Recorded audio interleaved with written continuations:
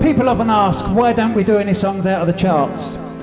So this song's been out of the charts for about 48 years. Wait, Mike, do you know So it's got a sing-along bit. You're all going to sing it, aren't you? It's only got one word. I'm sure you'll know what it is. Ernie, all right. You could hear the youth beats pound as they raced across the ground, and a clatter of the wheels as they spun round and round. He galloped in the market street, his badge upon his breast. His name was Ernie, and he drove the fastest milk car in the West. Now Ernie loved a widow, a lady known as Sue. She lived all alone at Lindley Lane at number 22. They said she was too good for him. She was haughty, fair and chic. But Ernie got his coat over there 3 times every week. They called him Ernie. Go, Ernie! And he drove the fastest milk car in the West.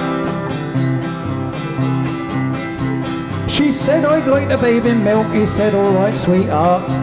So when he finished work one night, he loaded up the cart.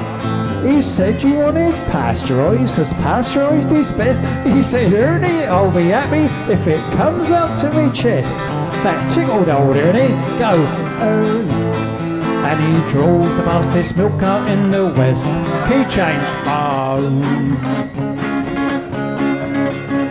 Now Ernie had a rival, an evil-looking man called Two-Ton Ted from Teddington, and he drove the baker's van.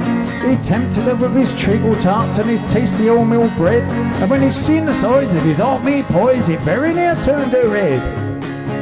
She nearly swooned at his macaroons, and he said, there, if you treat me right, you'll have hot rolls every morning and crumpets every night. He knew once he'd sampled his layer cake, he'd have his wicked way, and all Ernie had to offer was a pint of milk a day. Poor Ernie. Go, Ernie. And he drove the fastest milk car in the West. And again,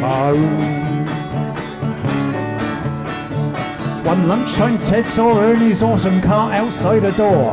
It drove him mad to find it was still there at 4:30. And as he leapt down from his van, hot blood from his veins did course, and he went across to Ernie's car, and he did half kick his horse, whose name was Trigger. And he pulled the fastest milk car in the West. Now Ernie rushed out into the street, his gold top in his hand. He said, if you want to marry Susie, you'll fight for her like a man. Oh, why don't we play cards for her, he sneeringly replied. And just to make it interesting, we'll have a shilling on the side. Now Ernie rushed out into the street and his gold top in his hand. He said, if you want to marry Susie, you'll fight for her like a man. I've done this bit. Oh, why don't we play cards for her, he sneeringly replied. And just to make it interesting, they have a shilling on the side. Now Ernie dragged him from his van, and beneath the blazing sun, they stood there face to face, and Ted went for his bun. But Ernie was too quick, things didn't go the way Ted planned, and a strawberry flavoured yoghurt sent it spinning from his hand. Now Susie ran between them, and she tried to keep them apart.